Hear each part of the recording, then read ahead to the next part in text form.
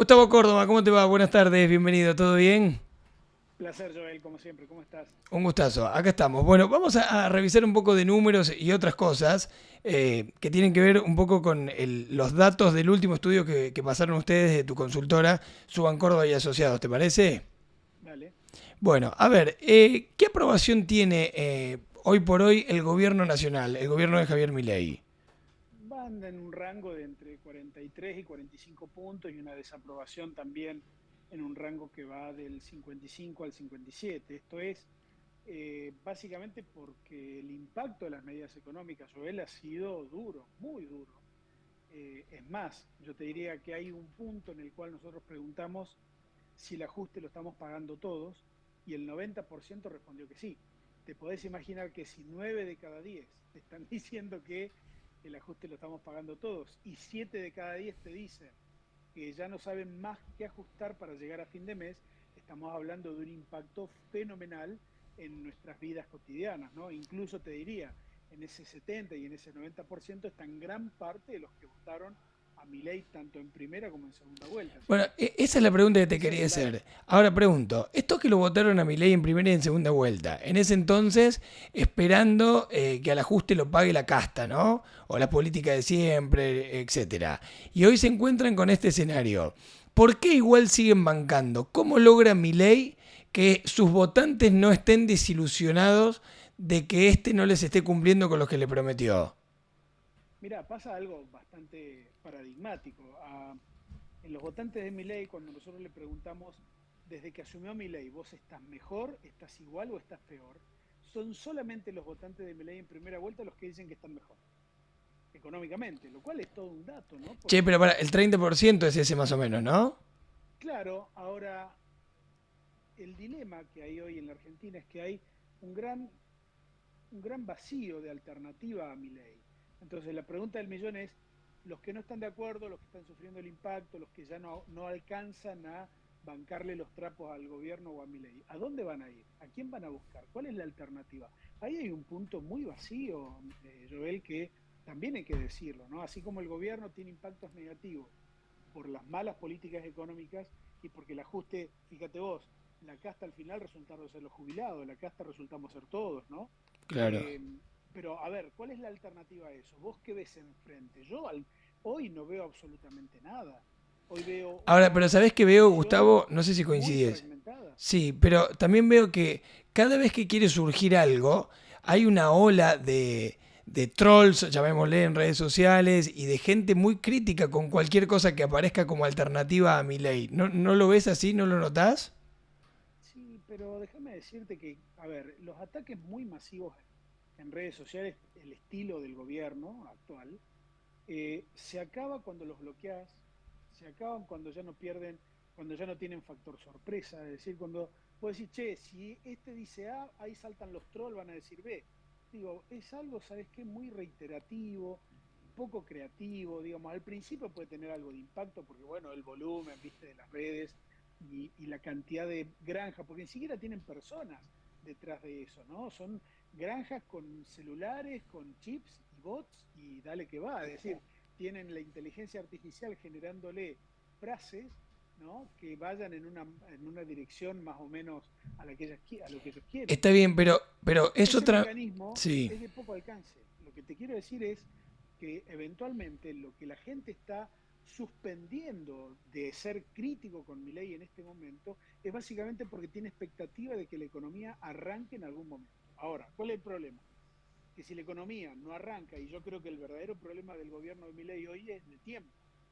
Por eso el DNU, por eso la ley ómnibus, fueron una suerte de spam legislativo al solo efecto de ganar tiempo.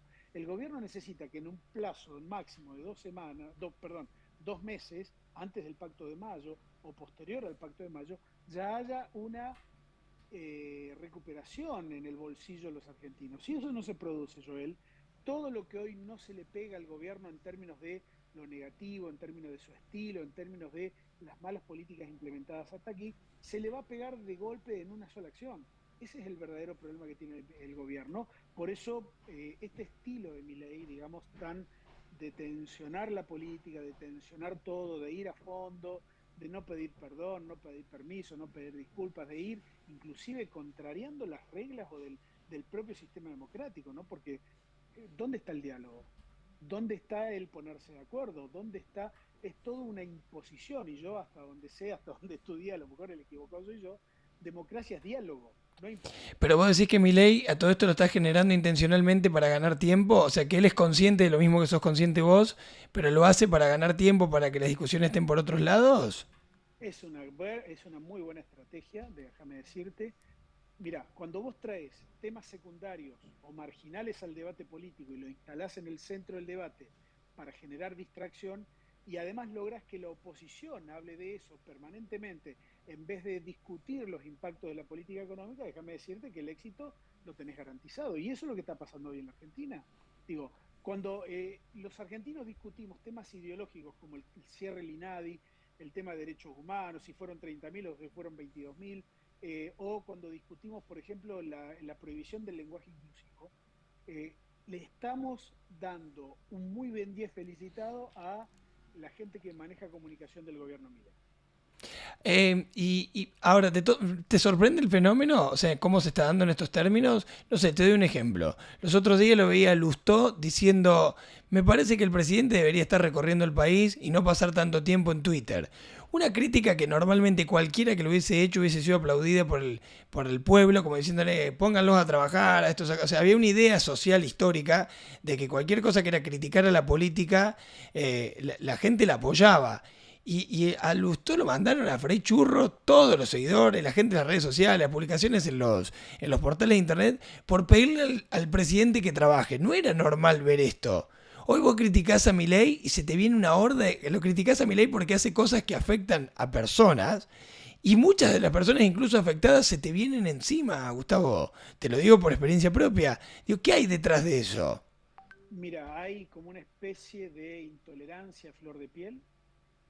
Hay gente que no está acostumbrada a manejarse a determinados niveles de poder. Nosotros fuimos los primeros que advertimos a nivel nacional los tercios, le dimos el volumen de Milei a un tercio, dijimos que cuando todos los medios de Buenos Aires lo devaluaban y decían que Milei no tenía voto, nosotros decimos guarda que Milei puede ganar incluso en primera vuelta. Y sin embargo, fíjate que ellos tienen como estrategia al disidente de la coyuntura martirizarlo, digamos, eso no es un método democrático y eventualmente se te vuelve en contra. Eso es lo que hay que advertirles. ¿Por qué decís Por, eventualmente se te luego, vuelve en contra? ¿En qué momento por, crees que se le puede dar vuelta a la torta? y porque, a ver, nunca sale del todo bien las cosas que uno se propone, digamos. Esto, en política, el poder, el gobierno, siempre hay márgenes de error. A ver, tenemos en los últimos 20 años, la mayoría de los gobiernos no estuvieron a la altura de las expectativas económicas de la sociedad. Este es un gobierno que se fija mucho más en la macro que en la micro, Joel. La macro les cierra perfecto, el Excel les está cerrando perfecto, pero la devastación en las economías regionales es casi total. Andá a cualquier supermercado o lugar de consumo masivo y poné el changuito a la mitad y la gente te mira si lo pones a la mitad. ¿Cuánto le queda de aguante a la gente? ¿Cuánto le queda Bueno, de aguante a la gente? esa es la gran pregunta. Digo, quien la sepa se saca un premio. Ahora, pero podemos especular en esta dirección. La clase media alta, que de alguna manera lo apoya hoy a Milei, porque es antiperonista, porque tiene un montón de cosas en coherencia con el gobierno Milei, y quizás puede tirar hasta fin de año. Puede reducir de manera dramática sus consumos, puede reducir de manera dramática su calidad de vida, incluso poner todos sus dólares que tenía bajo el colchón, ponerlo y sobrevivir con eso. Ahora, la pregunta del millón es si la clase media o la clase media baja pueden hacer exactamente lo mismo. Yo creo que no.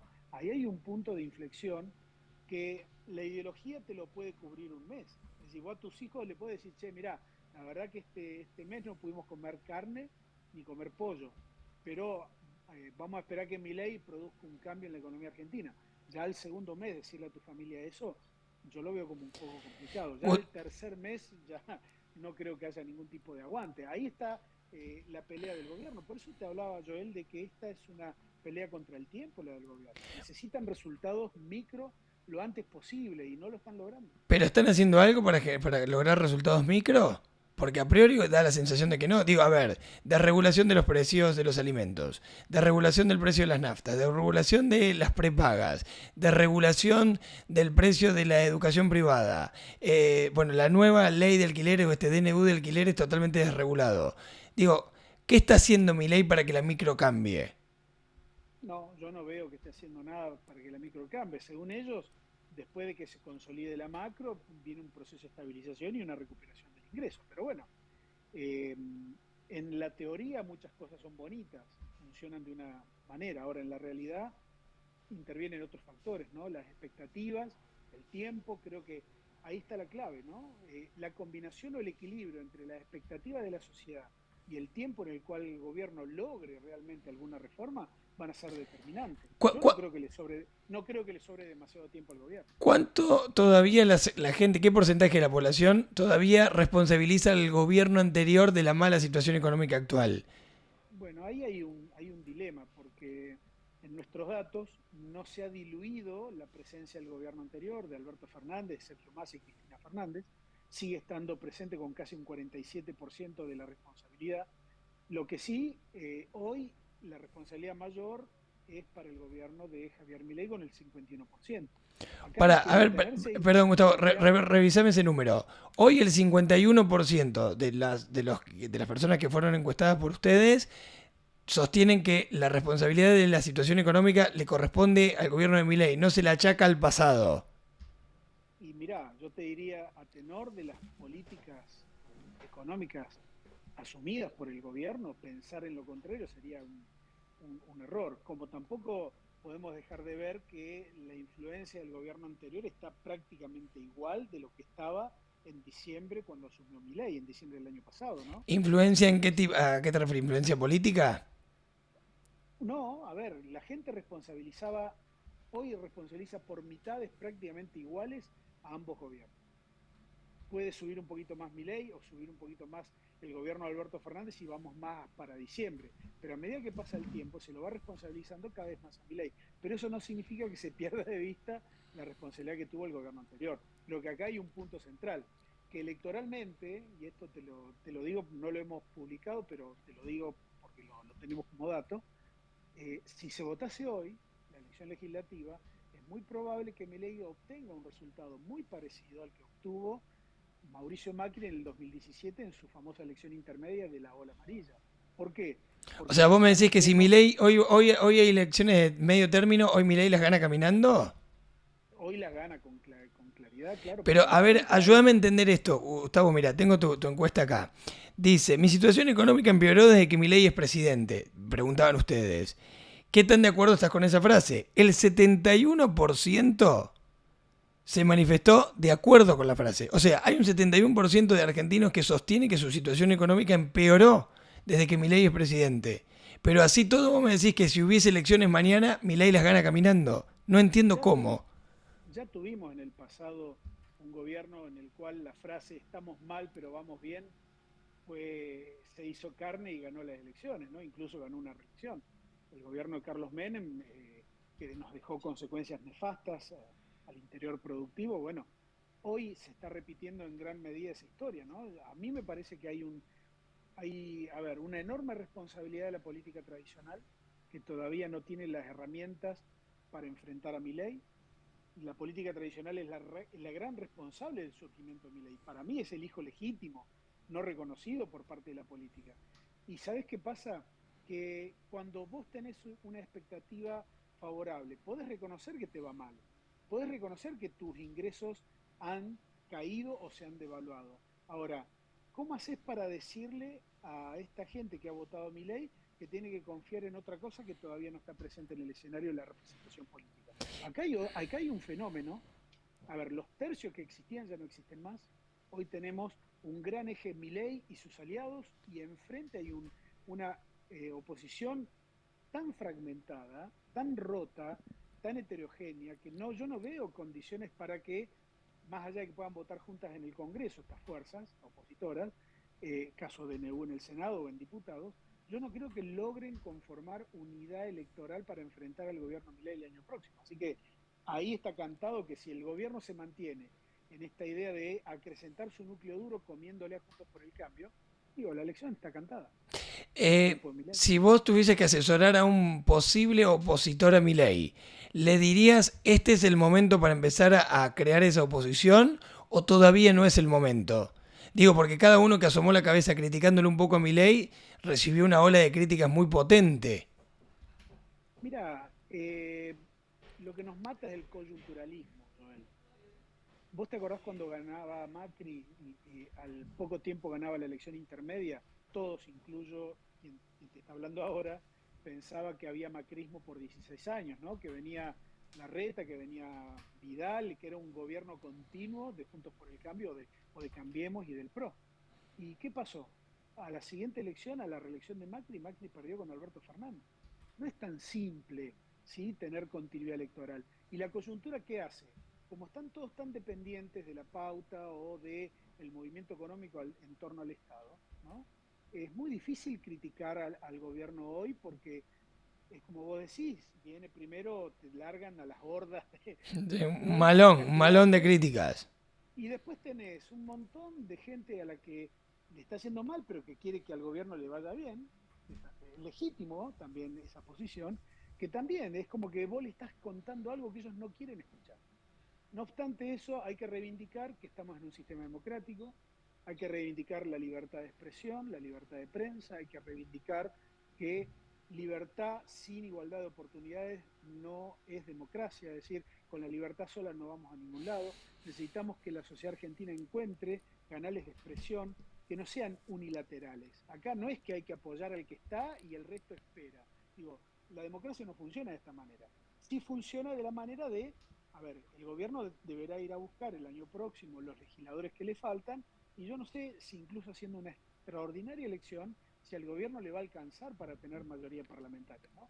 Entonces, el juego de la democracia, ¿qué significa? Que hay límites, que hay eventualmente considerar a los otros, dialogar con los otros. Los otros tienen una partecita, la verdad, por más que vos tengas la parte mayoritaria. De hecho, la democracia se consolida cuando las mayorías tienen en vista los derechos de las minorías y no, como quieren hacer ahora, borrar a las minorías. Ahora, Gustavo, vos sabés que los otros, cuando hablas de los otros, a la oposición, pertenecen a esto que la gente en la elección en la que Milei ganó no votó, que es precisamente la vieja política, la casta, más allá de que ahora está todo metido de nuevo adentro, pero la gente es como que eso no lo tolera más. En resumen, la pregunta es, ¿te imaginás que el nuevo y flamante opositor que le surja a Milei va a ser un outsider también? ¿O puede llegar a ser alguien de adentro de la política? No, yo creo que va a ser de dentro de la política. Nunca nada es tan determinante ni blanco y negro, a pesar de que la dinámica de la comunicación del gobierno nos quiera llevar a ese lugar, ¿no? Yo pienso que la democracia, inclusive la democracia argentina, está mucho más llena de matices. Lo vimos en la movilización por el Día de la Memoria ayer domingo, ¿no? Sí. Creo que hemos visto la movilización quizás más importante de los últimos 20 años y la más plural. Creo que eso es ¿Y un por qué buen crees que pasó indicio. eso? ¿Por qué crees que fue la más importante de los últimos años? ¿Que había otro trasfondo, a tu entender, ahí? Sí, claro. Hoy hay como una necesidad de representación un poquito más moderna, ¿no? Yo he visto el comunicado, no sé si lo pudiste ver, que sacó el PJ el otro día anunciando la Comisión de Acción Política. Parece de la década del 50, Joel. A ver, hay que modernizarse un poco, hay que ser un poquito más creativo a la hora de transmitir algún mensaje, digamos. Yo creo que la política tradicional en eso, viste, se quedó muy en el pasado. Milei le sacó una enorme ventaja teniendo histrionismo digital, porque lo de Milei en gran medida es eso, les habla a los jóvenes, por ejemplo, en los canales en los cuales los jóvenes están, mientras que la política todavía tiene una visión demasiado adultocéntrica de la juventud. Entonces hay muchas cosas que la política tiene que hacer. Yo considero que faltan dos cosas todavía para que haya un cambio de escenario. Mientras tanto, Milei va a seguir consolidándose. Uno, que la crisis económica que tenemos pase a un escenario o a una fase más aguda. Todavía no estamos en una fase tan aguda de nuestra Ahora crisis económica, pregunto, pero te remontando. pregunto, Gustavo, si la crisis se agudiza, esperemos que no, tocamos madera, pero si llegase a suceder, ¿tiene chances el gobierno nacional de encajársela a la responsabilidad de pronto a los gobernadores o incluso al gobierno anterior? Es muy difícil, es muy difícil. Yo te diría a los gobernadores más difícil todavía que adosársela al gobierno anterior, porque los gobernadores en el sistema argentino, recordemos que los gobernadores son los que se juntaron y crearon la República Argentina, es decir, que el poder constituyente originario en la Argentina lo tienen los gobernadores, y además se da una característica, más allá que hoy hay muchos gobiernos provinciales que al momento de la formación del Estado Nacional no existían, caso por ejemplo Misiones, Río Negro, Tierra del Fuego, eran solamente territorios nacionales, hay que decirlo en estos términos. En la mayoría de las provincias, hay alguna excepción, pero en la mayoría, en la enorme mayoría, te diría, los gobernadores miden mejor que el presidente. Entonces, sería un error estratégico, grosero, si el presidente insiste en confrontar mano a mano con cada uno de los gobernadores. De hecho, déjame decirte que la segunda condición que yo veo es que los gobernadores abandonen el estado actual de situación y se pongan en el centro de la escena. Si ellos hacen eso, ahí te diría que pueden ser, de allí puede salir algún opositor al gobierno de Milei. Pero creo que para eso falta un tiempo, ¿no? El Pero, a gobierno ver, todavía te digo tiene lo, pero, 2 octubres. pero te digo lo que vi, que entiendo que también lo analizaste, cuando Yarlora intentó asomar la cabeza como opositor o contrario al gobierno en algunos aspectos que a priori eran lógicos, ¿no? Era razonable estar en desacuerdo con el gobierno y así todo dio la sensación de que le salió el tiro por la culata a Yarlora. ¿Qué revisás Claro, en eso? Veo mucha no, gente, hasta tuvo que cerrar los comentarios en su Instagram en un momento porque no soportaba la cantidad de críticas que recibía. pero no son de personas reales los comentarios críticos, son de granjas, de bots que activan un par de mocosos que tiene ahí el gobierno Milei que les paga el sueldo con dinero de los servicios de inteligencia. Digo, no hay que Che, pero preocuparse por Gustavo, te eso. cuento que a mí en la radio, que ahí, ahí no hablan los bots, hablan personas, es increíble como siento la crítica de Yarlora. Un enojo Está bien, infundado, ¿eh? Infundado, porque pero vos decís, che, son, hay un enojo como Yarlora se manifestó un par de veces en contra de Milei, aparece una especie de enojo contra Yarlora, incluso aduciéndole cosas infundadas o que no le corresponden siquiera. ¿Qué ves en eso? que es un clima antidemocrático, claramente. No hay respeto. A ver, Yarlora fue uno de los primeros en apoyar al gobierno. Y sin embargo, cuando vos tenés una opinión en la cual basás los intereses provinciales, yo creo que está legítimamente bien fundado la posición de Yarlora. Y déjame decirte además esto. Creo que la falta de respeto eventualmente es de Milei, que el problema es que tenemos en la Argentina una especie de canal de voto nacional, ¿no? Donde las cosas se dicen de una manera y a nivel provincial se dicen de otra. Todavía Milei no tiene, no digo que no lo vaya a tener, ¿no? Todavía Milei no tiene identidades provinciales construidas en términos electorales.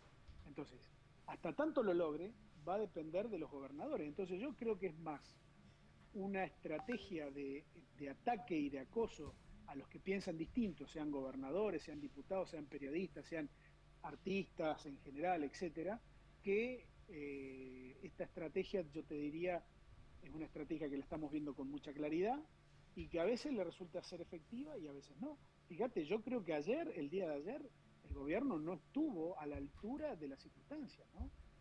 Esos videos que sacaron que parecían más una obra de algún miembro de una secta, ¿no? Digamos, lo que vimos del Tata Joffre, Te digamos, referís realmente claro, a los videos de la Casa Rosada publicando toda una versión de la historia en relación a los militares muy distinta a la que normalmente estamos acostumbrados a resignificar cada 24 de porque, marzo.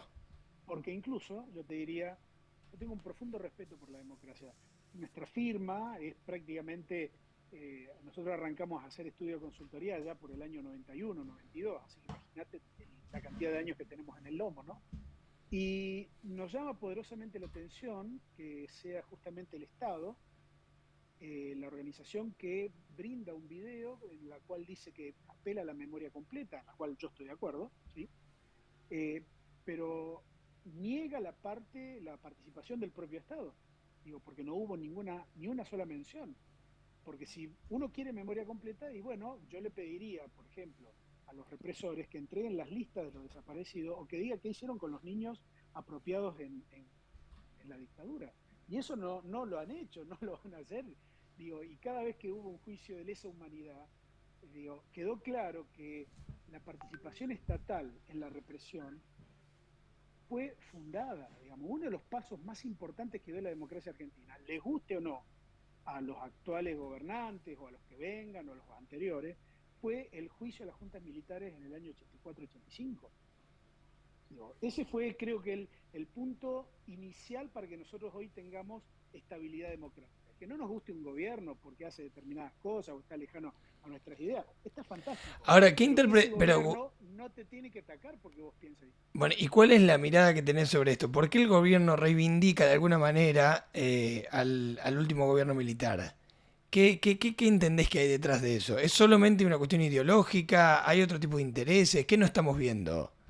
Hay un par de cosas. Creo que en primer lugar es esto que te decía de traer temas marginales y ponerlos en el centro de la escena para distraer. Pero hay un componente militar muy importante en el gobierno de Milei. Yo creo que hoy la vicepresidenta es vocera de esos sectores, ¿no? Y claramente lo que están tratando de hacer es pugnar para defender sus intereses. Si tienen legitimidad o no, fíjate que la vicepresidenta ya hoy no pide la libertad de los compañeros de armas que tiene presos, porque fueron juzgados por crímenes de lesa humanidad y no corresponde el indulto, no corresponde que ninguna figura civil, política, les dé la posibilidad de salir en libertad. Entonces hoy ha cambiado el discurso y lo está orientando a otra cosa, pero me parece que ahí hay una necesidad de una mirada que hasta hoy es incompleta, que hasta hoy el sistema democrático lo miraba de reojo, pero bueno, tendremos que rediscutir algunas cosas, Joel, pero no es imponiendo. Me refiero a que la metodología en un sistema democrático es discutirlo de manera transparente, de manera abierta, no tratando de imponer al otro. A ver, tratar de imponer al otro es una suerte de populismo, ¿no? Y fíjate que algunos pueden decir que salimos de un populismo para meternos en otro. Gustavo, a ver, me quiero meter en un tema que estaba viendo acá. ¿Qué dejó de consumir la gente de la asunción de Milei para esta parte? Digo, en términos económicos y demás con toda esta crisis. ¿Qué es lo que más resignifica? Mira, para mí el dato que más, si bien todos los datos de cambio de consumo son importantes, el de mayor significancia económica tiene que ver con los restaurantes y los servicios de comida. Un 26% nos dijo que dejó de ir a comer afuera y un 10% nos dijo que dejó de pedir comida por delivery. Si vos juntás ambos porcentajes tenés un 36 y un 37%, es decir, casi un 40% de argentinos que han modificado su rutina de alimentación, impactando fuertemente en una cadena, en una industria. Joel, a ver, Córdoba es una provincia, la ciudad de Córdoba, el Gran Córdoba, la restauración, todo el servicio de restaurante, el servicio gastronómico, que tenemos un gran nivel y una enorme industria instalada allí, hoy está resentida. Digo, la gente ya no concurre. Hay lugares donde antes vos tenías que hacer lista de espera para ir a comer y hoy, digo, Sí, tal cual. porque no hay. Entonces, ahí hay un impacto muy significativo, ¿no? Que casi un 40% de argentinos nos haya dicho que ha cambiado su hábito, digamos, de consumo de alimentos, que ahora prefiere comer en casa, prepararse sus propios alimentos. Digo, me parece que es uno de los impactos más negativos que ha tenido esta política económica del gobierno. Mira, acá me llamó la atención que le preguntan, o sea, en realidad hacen una frase que es, no sé qué más ajustar para llegar a fin de mes y qué tan de acuerdo estás con esa frase. El 69% adhiere a esa frase y está de acuerdo con que ya no sabe por dónde ajustar. ¿Por dónde vas a ir ajustando la gente? Bueno, evidentemente que cuando lleguen las tarifas de la luz y el gas con los nuevos aumentos, viste que a pesar de que postergaron algunos aumentos, llegan muy fuerte. Cuando termine el invierno va a venir la factura energética y va a ser también otra sorpresa bastante desagradable. La suba del transporte automotor también es fuerte, la suba de los combustibles que no ha frenado. Digo, yo no sé de dónde el gobierno se agarra para decir que la inflación está bajando, cuando nosotros lo vemos que en los supermercados o en la apreciación diaria, digamos, que esto no está frenado, todo lo contrario. A mí me parece que ahí hay un dato, en ese 70% que dice que ya no sabe qué ajustar, hay muchos que están de acuerdo con que había que bajar el nivel de gasto público, ¿sí? Pero bueno, también, y lo vimos como una permanente contradicción, la gente quería políticas de shock, bajar el gasto público, pero que no le toque a ellos. Claro, mira, estoy viendo acá. No me importa si mi economía está peor si mi ley castiga a los políticos, ¿no?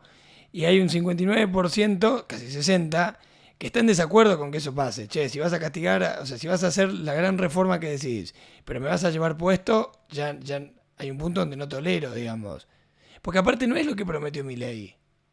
No, bueno, prometió que las cosas no iban a estar bien y las cosas no están bien. Yo comparto con vos, él dijo que no iba a emitir billete, no iba a emitir moneda y ha emitido más que los 4 años de Alberto Fernández. Pero Claro, mira este, algunos Gustavo, me... Sí, perdón, relacionado con este tema. Pensando solo en su economía, le dicen ustedes en el estudio a la gente, ¿usted cree que el sacrificio que está haciendo valdrá la pena en el futuro? Un 55% casi dijo que no siente que valga la pena, digamos, vivir mal hoy para que en el futuro estemos mejor, porque tampoco cree que eso va a suceder así. Pero hay un 40% que sí cree que eso va a pasar. No es un porcentaje 42,5. menor, sí. 42,5. Justamente de ese dato yo me agarro para decirte que el gobierno, si tuviese un desafío electoral hoy, ¿sí? Gana. Porque la oposición está muy fragmentada, Joel. No hay un líder opositor o líderes opositores que estén consensuando estrategias, ¿sí? Entonces, hay que ver también la proyección del hoy, no vivir solamente en la coyuntura. Nosotros, ¿qué decimos en general? Los números son lo que son. Estamos registrando el impacto de las medidas económicas, el disgusto y la frustración de la mayoría de la población, que ya no sabe más qué ajustar. Ahora, que eso se traduzca en un rechazo político a Milei, yo creo que todavía no. Ahí hay que poner, digamos, una mirada mucho más prudente y decir, ojo que no hay alternativa construida a Milei. Entonces, en la medida que el gobierno siga haciendo esto, lo único que va a sufrir son mínimos desgastes hasta que se construya algo enfrente que logre, digamos, sacudir un poquito la representación política. ¿Y eso de enfrente vendrá por el lado del peronismo? ¿Qué analizás vos? ¿Por dónde puede venir? ¿Puede ser un Guillermo Moreno? ¿Puede ser alguno de los gobernadores peronistas? ¿Puede ser Pichetto? Digo, ¿quién puede llegar a ser de los que ves hoy en danza? Mira, el peronismo tiene muchas preguntas por delante, ¿no? Es la primera vez que los gobernadores del peronismo son minoría.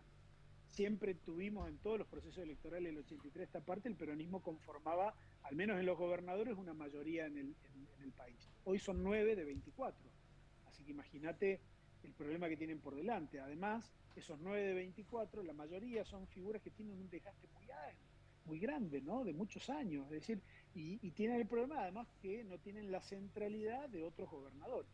Ahí es donde, por ejemplo, gobernadores patagónicos, como por ejemplo Beretilnec, gobernadores mediterráneos como Martín Yarlora, como Puyaro o el mismo gobernador de Entre Ríos, tienen un diferencial porque están en los lugares donde mayor voto hay o el patagónico están en zonas donde los gobernadores han sido muy inteligentes y prácticos desde un principio.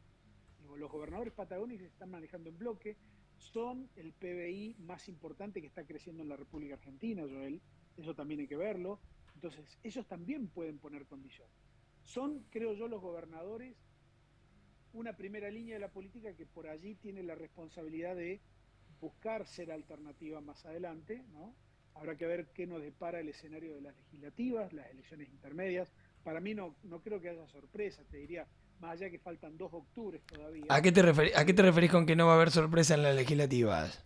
Y que hoy, como están las cosas, gana Milei. Milei y el que ponga en sus listas, digamos. Porque Milei no se va a Sí, postular, digamos. Viste que en ¿no? las presidenciales, Gustavo, pasó que el tipo ganaba, pero sus gobernadores puestos, o los representantes para gobernación, no sacaban ni 5 puntos. Vos estás diciendo que para las legislativas eso no se va a repetir. Yo creo que para las legislativas, gran parte del voto nacional de Juntos por el Cambio lo va a tener Milei. Hagan la alianza o no la hagan, yo creo que los votos ya los tienen. Entonces, hay que pensar de que la Si identidad lo que traes tiene a la Córdoba, vos provincia decís, en las legislativas, un juez, un de Loredo, arrasan hoy. depende. Si van con Milei es una cosa, si van como Juntos por el Cambio contra Milei y contra el peronismo de la provincia es otra, habrá que ver. Yo creo que hay que evaluar allí Pero si vos, distintas combinaciones, ¿no? claro, pero un juez, un de Loredo, aliados a Juntos por el Cambio, bajo la órbita de Milei, sin otro referente, vos decís que hoy tendrían un buen resultado en legislativas en Córdoba. Mira, Joel, estamos entrando a un terreno que a mí me fascina. el ego de los dirigentes es la principal cuestión que anteponen a la hora de las negociaciones, ¿no? ¿Vos te lo imaginás al ego de Luis Juez yendo número 3 porque el uno va a ser de Milei? Yo no. O lo mismo con Rodrigo de Loredo. ¿Vos te lo imaginás, Rodrigo, siendo 5? Perdón, pero puede ser que Milei decida no poner a nadie de su... Ah, no, bueno, sí, va a tener que poner a alguien sí o sí. Ya para, si quiere armar un frente político importante. Digo, va a aceptar aliados, pero los va a mandar al fondo de la fila, como corresponde. Digo, Pero, pensá ¿y incluso te en lo un imaginás a frente, Juez pasándose a las filas de la Libertad Avanza? no porque, a ver, va a tener el mismo problema que tiene Mauricio Macri. No es original, no está de la primera hora y lo van a tomar como un invitado adicional, ¿no? Uno más en el montón, no va a ser el principal. Y Juez, digo, ya lo conocemos mucho, es un actor principal de la política cordobesa y política nacional desde hace muchos años. Yo no creo que él acepte a esta altura de su vida un rol secundario detrás de algún dirigente desconocido de Milei en la provincia. Entonces, si hubiese elecciones legislativas mañana en Córdoba, o sea, a nivel nacional y en el plano Córdoba, ¿qué te imaginás que podría llegar a pasar? O sea, ¿habría tres frentes? Uno de Juntos por el Cambio con De Loredo y Juez por ahí, por ejemplo, uno de La Libertad Avanza con algún representante que Milei elija y el peronismo por su parte con otros. Así es, con amplia chance de Milei de ganarla, la elección en Córdoba, y sacándose chispas por el segundo lugar el gobierno provincial junto enfrentando a este frente.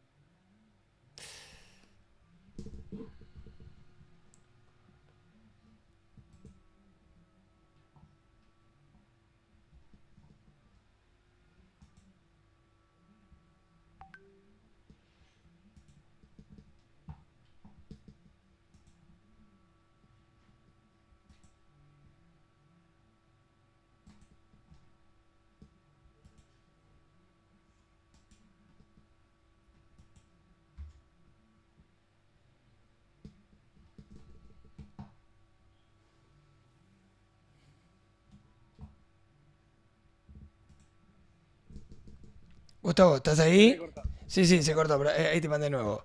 Pará, yo me acuerdo dónde se cortó. Ahí estás. Para que te acomode un toque acá. Espera.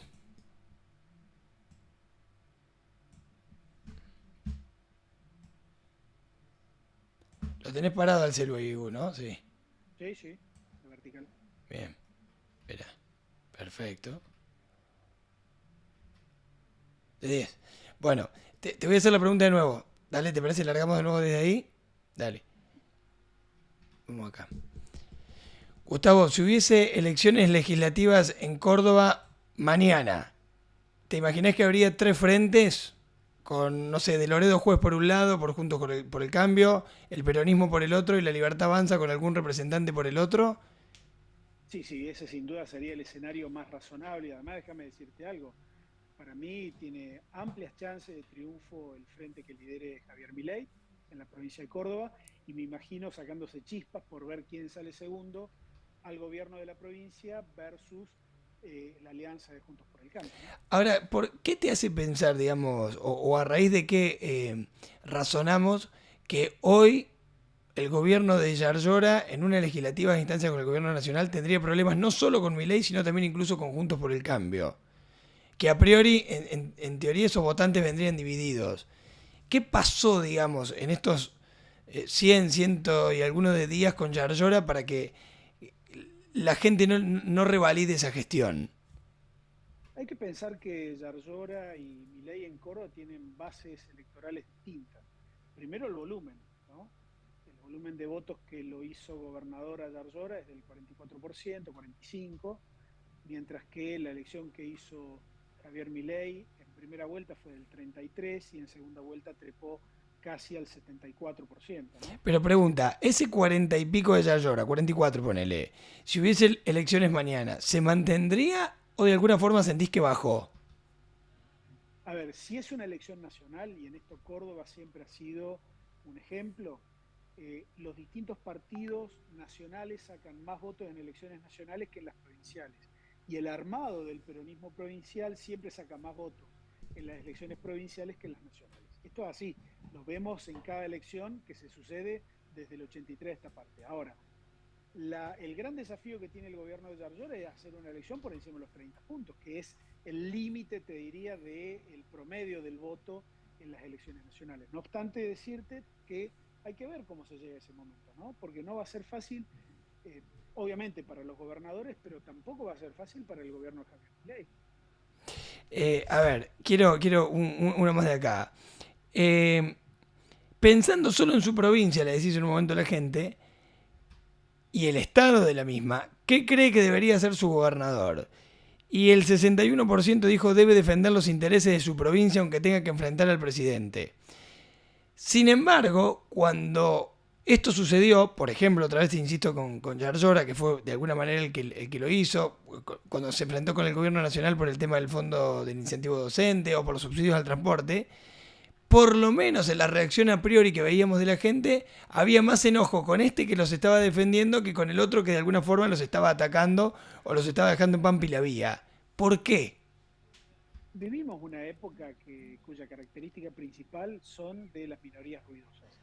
Son tribus autocelebratorias, ¿no? Que no tienen en cuenta a los demás, que solamente festejan ruidosamente los goles que ellos hacen contra arcos imaginables. Y esto es una pintura del gobierno actual. Digo, son muy ruidosos. Fíjate que Milei no tiene un partido político detrás. No quiero usar la frase de Macri, pero de alguna manera cuando él describe a Milei como él, su hermano y las redes sociales, creo que de alguna manera describe un estado de situación de cómo Milei hace política, ¿no? Milei lo sacás de las redes sociales y no tiene un armado tradicional. Eso es al mismo tiempo una fortaleza y una debilidad. Para hoy es una fortaleza. Yo no sé si para mañana va a ser una debilidad aún mayor. ¿Por qué? Porque de algún modo, cuando a Milei se le pase el olor a nuevo, cuando Milei ya tenga que enfrentar las críticas concretas por las políticas económicas que está ejecutando, cuando ya a la mayoría de la población le caiga la ficha de que el responsable es él y no el gobierno anterior, porque eso va a pasar, le pasó a Macri, le pasó a Alberto, le pasó a Cristina, le pasó a todos, Joel.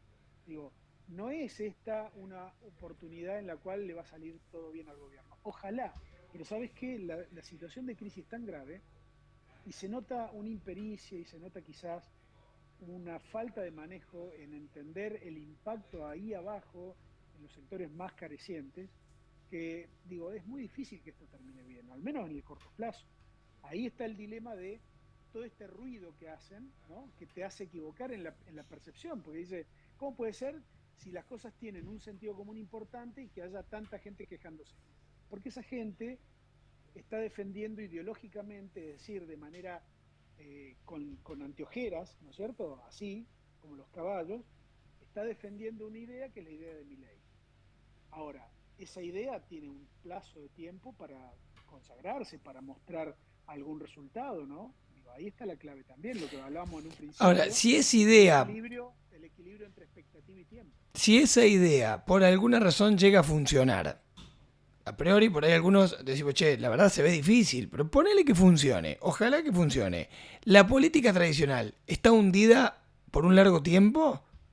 No, no, porque fíjate que Milei ha nutrido a su gobierno de un montón de dirigentes de la política tradicional. Entonces, ¿quién es casta hoy en la Argentina? ¿Quién puede decidir Claro, pero una cosa es si quién sos toma ciertos político. debe? Claro, pero yo te digo, hablo de percepciones de la gente, ¿no? Que es un poco también a lo que vos te dedicás a full. Y esto es expertise. Entender cómo razona la gente. Yo hoy veo, corregime si me equivoco, que si vos sos político tradicional, pero estás bajo el ala de mi ley, estás perdonado. Te perdono. Por ahora. Ahora, si sos político tradicional y hablas mal de mi ley, te tiro el papiro con todo lo que significa ser un miembro de la política histórica. Joel, hay razones para pensar de que nada es para siempre. Pero digo, Estos esto que estados veo de yo, ¿vos lo ves opinión, también? Digo, pero esto que yo veo, vos lo ves también. O sea, no es que tengo... estos estados de opinión pública se dan fundamentalmente en microclimas digitales. Cuando vos salís de los microclimas digitales, te encontrás con realidades como, por ejemplo, nosotros estamos viendo que en los menores de 30 años, la posición de Milei tiende a ser más sólida cuanto menor edad tiene el votante. también es más sólida la posición de Milei cuanto más masculino es el votante. Es decir, el género también es una variable que tiene una importancia superlativa. Ahora, O sea, vos decís, los varones bancan más a Milei que las mujeres. Digo, una mujer y un varón, los dos votaron a Milei. En el desarrollo del tiempo, la mujer va a admitir antes que ya no lo banca, por ejemplo, antes que el varón incluso. es lo que está pasando hoy. Inclusive al momento electoral, el casi 70% de los jóvenes menores de 30 años votaron a Milei en el balotaje. Un poco más también. Sí. Pero fíjate que el diferencial, el 60% de las mujeres votaron a Massa. Entonces hay que empezar a ver y entender que la gente ya no es un continente homogéneo y compacto. Tiene muchas diferencias, hay una fragmentación fenomenal, a los jóvenes se los entiende cada vez menos porque la política no le dedica tiempo, además la política tampoco entiende los formatos digitales, esta es otra de las cosas que también hay que discutir. El PJ sacó un comunicado que parece la década del 60, la década del 50, es decir, había que modernizar el Estado argentino, claro, había que bajar el gasto público, claro, la discusión, yo te diría a fondo es, no sé si esta era la manera. Por ejemplo, Telam, que era una empresa que brindaba servicios a todos los medios de comunicación de la Argentina y del exterior del país. ¿A vos te parece que no había instancias previas, como por ejemplo una eventual privatización? Yo creo que sí. Sí, tal cual. Una Entonces, eventual optimización también, ¿por qué no? Porque, bueno, con el INEI pienso igual, ¿no? ciertas metodologías de ir a fondo, a todo o nada, será muy linda para las redes sociales, pero es devastador porque ahí estás involucrando la vida de miles y miles de personas. Entonces, yo creo que este vértigo que Milei le ha puesto a la política y al país como un dilema, todavía no ha sido posible que lo descifren para que la política tradicional lo enfrente de una manera más igualitaria. Sí creo que la política tiene un enorme desafío que es la de modernizarse, actualizarse, ayornarse, tratar de representar mejor. No lo hicieron bien. Digo, Milei es presidente porque básicamente la política hizo mucho mal a la economía del país. Entonces va a haber que tener un tiempo de moderación, va a haber que tener un tiempo de espera. Ahora, La palabra peronismo, ¿va a poder seguir existiendo en los próximos tiempos si alguien se quiere preciar de ser un opositor a este gobierno o al que fuere? ¿O la ves que ya es vetusta y hay que sacarla del juego si querés jugar, digamos, entrar en escena? mira, yo creo que en la Argentina de hoy nadie puede dar por muerto a nadie, esa es la verdad. Y en cuanto al peronismo, yo no me apuraría por velarle o por llevarlo al cementerio, porque la realidad nos indica que en muy poco tiempo las cosas pueden cambiar. Esto es Argentina, 3 meses de ciencia ficción en este país. Vuelvo a insistirte con el ejemplo, Joel, que te di cuando Macri ganó su elección intermedia. Todo el mundo, inclusive quien te habla, creía que venía 16 años consecutivos de macrismo y perdió en la siguiente elección. Así que ojo con ser tan terminantes con algunas definiciones. Hay que ser más prudentes, entender que hay algunas cosas que escapan al dominio de un gobierno, y yo te diría que si uno ve más allá de la Argentina, ve la región, ¿qué estamos viendo ahí? Que la mayoría de los gobiernos fracasan por las miradas unilaterales, ¿no? Las miradas sesgadas tanto hacia la izquierda como hacia la derecha. Ha habido un gran recambio de presidentes en la región básicamente porque los niveles de acuerdo o los niveles de calidad de vida en cada uno de los países descendió en vez de subir. Entonces ya no es un fenómeno de si gobierna a la izquierda o gobierna a la derecha. La idea de gobernar solos me parece que es una muy mala idea, y cada vez pienso que nuestra región requiere o necesita de una mirada dirigencial mucho más generadora de políticas de Estado, pero esto requiere diálogo, requiere conciliar, requiere ponerse de acuerdo, requiere credibilidad entre la dirigencia, y me parece que para eso falta un tanto todavía. Quiero cerrar con el bonus track que hicieron ustedes, que yo fue un tema al que le dediqué una editorial no hace mucho, que tiene que ver con la idea esta del Ministerio de Defensa que lleva adelante Petri, de reinstalar nuevamente el servicio militar obligatorio en la Argentina. Le preguntaste eso a la gente y te dio que un 27 está totalmente de acuerdo con que sí. Hay un 14 que está algo de acuerdo. O sea que si lo sumamos, tenés un porcentaje lindo, casi un 40 y pico por ciento, de gente que estaría de acuerdo con que vuelva el servicio militar obligatorio en la Argentina. ¿Qué está pasando? ¿Qué me estoy perdiendo? O sea, ¿qué no estoy razonando? Y bueno, es como que la historia se recicla, ¿eh? Viste que hay momentos en cuanto a los consumos culturales que vuelven cosas que en el pasado eran moda, se decantan 10 años y vuelven a aparecer como moda. Bueno, en el caso este, yo creo que el gobierno, viste que lo impulsó en un momento a la discusión, pero después se ve que vieron datos muy parecidos a los nuestros y dijeron, bueno, hay una mayoría que lo rechaza y fundamentalmente los jóvenes rechazan la idea. Digo, que si es, a ver, únicamente una política que los mayores de 60 ven con agrado, evidentemente va a fracasar, perdón, porque no tiene consenso en el segmento a quién va destinado. Pero ¿por qué hace estas cosas? Esto es lo que no tampoco termina. Digo, ¿por qué quisiera Milei reinstalar el servicio militar obligatorio? Lo hace solo. Pensemos, Joel, en estos términos. Es un presente perpetuo. Entonces, en el presente perpetuo lo que tenemos que hacer es distraer o generar distracciones para que no se discuta lo que yo no quiero que se discuta. Como yo no quiero que se discutan los impactos reales de la economía y de las medidas económicas que estoy tomando, traigo el Pero pará, Gustavo, traigo el pará. single INADI, la prohibición del lenguaje inclusivo, traigo todos temas secundarios y marginales y dejo que mi sistema digital, mi sistema de medios, mis aliados políticos, mis aliados mediáticos y hasta la oposición que también se prende, discutan todo eso. Pero vos me decís, de verdad, a ver, vos sos un tipo que trabaja para la política desde hace mucho, los entendés, hablas con ellos. Vos me decís que los gobiernos, en este caso, el gobierno de Milei, pergenia todas estas discusiones y dicen, bueno, a ver, armemos una agenda de discusión paralela a lo importante para que la gente se distraiga y lo ejecutan como tal. O sea, ¿es así de verdad? Imagínate que llega a la luz pública lo que tiene algún mínimo consenso. Imagínate la fábrica que tienen ahí de humo. O sea, vos me decís que hay gente fabricando discusiones para que la gente se entretenga discutiendo lo que va en paralelo a la agenda más poderosa que hoy es la de la economía. Así es. Pero esto no hay que llamarse a sorpresa, Joel, ¿no? Lo hacen y lo hicieron en mayor o menor medida, con mayor o menor virtuosismo, prácticamente todos los gobiernos, y lo hacen los gobiernos de nacionales, provincial y municipal también. Ahora, Todas las herramientas que tienen a mano. claro, podemos convenir que este es el gobierno más virtuoso en instalar agendas paralelas entonces, porque te instalan 3 temas por semana, es una cosa y todos picantes los temas además.